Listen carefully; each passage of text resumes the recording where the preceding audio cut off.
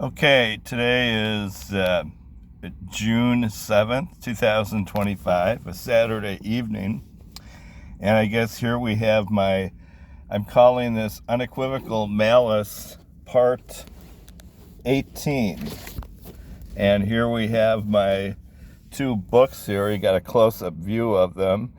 Unequivocal Malice, 2004, iUniverse.com, pseudonym Michael Parker.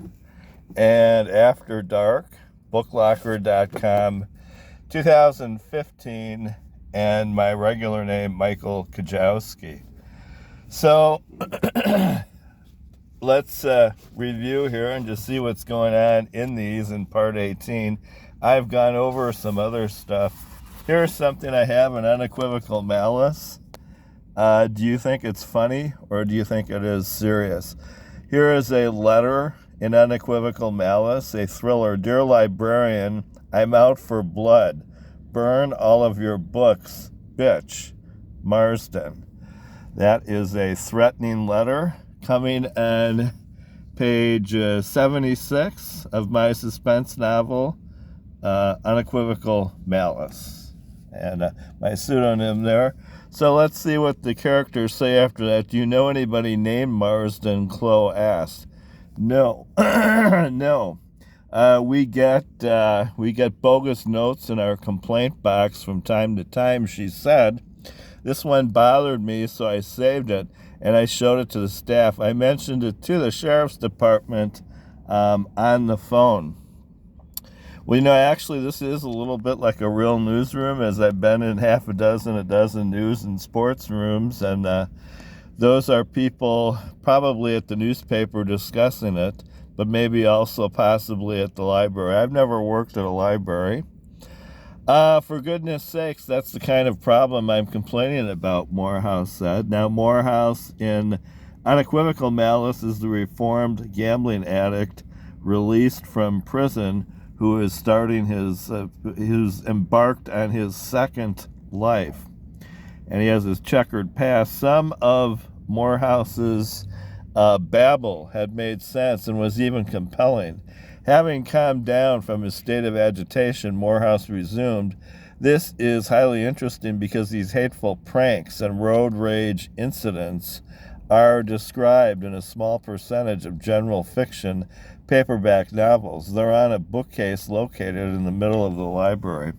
Well, that's actually based on what I'm claiming are true facts, where I did mention to the librarian at that time at the North Shore Public Library, my library in Fox Point in Glendale, Wisconsin, that a small percentage of the novels and books there did mention road problems, road rage incidents, and the intent of them is to read the reader through them so that he does not actually experience them. And I believe I complained at that time about 10, 20, probably 20 years, 25 years ago, that actually it's possible that references to car crashes and things in books and movies might actually contribute to causing them rather than alleviating them. But I think most of the time people assume that they reduce them. That's the intent of them.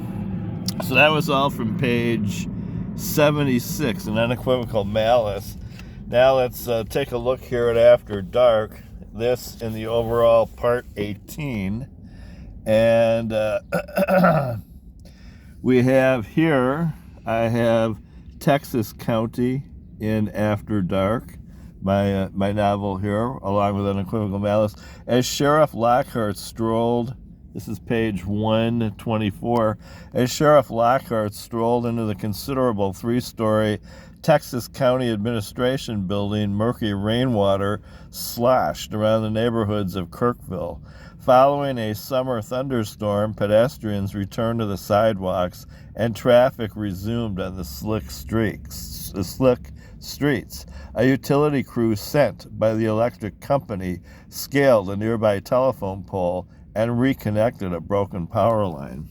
So here, these are fictional characters in this suspense novel of mine.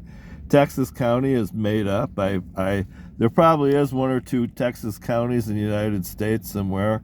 Kirkville is another fictional place, though there are real places named Kirkville probably. And Sheriff Lockhart is one of the key characters in my second novel there, After Dark. The sheriff strode gingerly over puddles of muck and rainwater. He walked through the glass entrance doors, depositing muddy footprints on the checkered tile floor. The sight of the sheriff starting his night shift brought a smile to Deputy Vanessa Rodriguez's lips. She brushed several loose strands of hair from her eyes. I'm on the street tonight, and Deputy Brinkman is in tomorrow. Good. So that was from page 124. And I reviewed he goes on here to say, if you can see in the sunlight here, I reviewed the evidence in Kyle's digital camcorder, where we might have found evidence leading to the perpetrator, Vanessa said. It looks like a fatal assault, but we still don't know if there was a quarrel, she reiterated. Kyle's tape shows the vicinity of the crime scene, but his view was obstructed. So they're referring to a man who was filming out in the forest, this resort owner with the checkered past, and he caught part of what might have been the homicide or situations either before or after the homicide on his video recording equipment. He caught some of it, the noises, possibly the sound, in this story.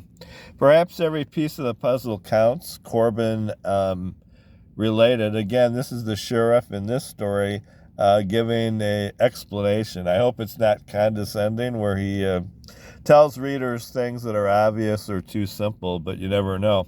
We've got to keep plugging away, unearthing more evidence. It's a matter of numbers. When we examine the facts as we know them, we get a little closer to the truth.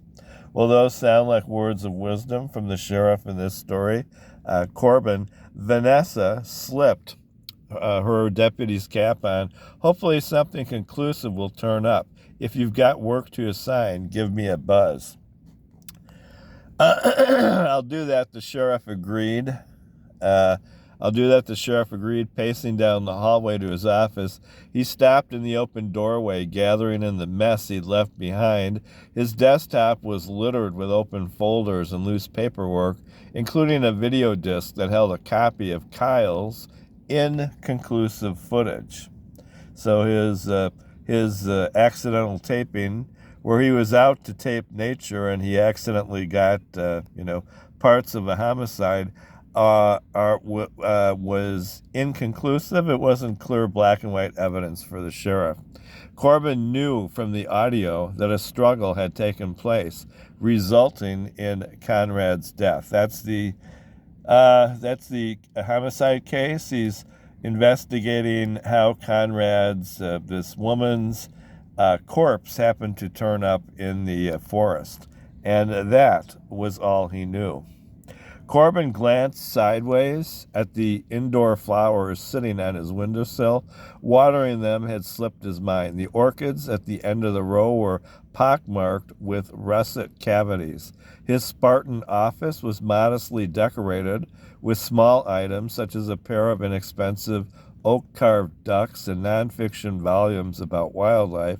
He walked to the windowsill and picked up the deteriorating orchids, which resembled a clump of crusty autumn leaves. He reluctantly tossed them into the wastebasket. Well, this from page 125 of After Dark. And as you recall reviewing previous ones, there's the front cover. Here's the back of After Dark. With a picture of me from about 10, 15 years ago on the back, just telling that I've done some writing work in the United States and some English teaching in foreign countries like China. And then it tells about the plot there. I think this looks nice on a bookshelf, and you can order those on the internet. And then here is a picture of me approximately 21 years ago for Unequivocal Malice. And this one, they're different colors, different pictures. Here in part 18, Unequivocal Malice and After Dark.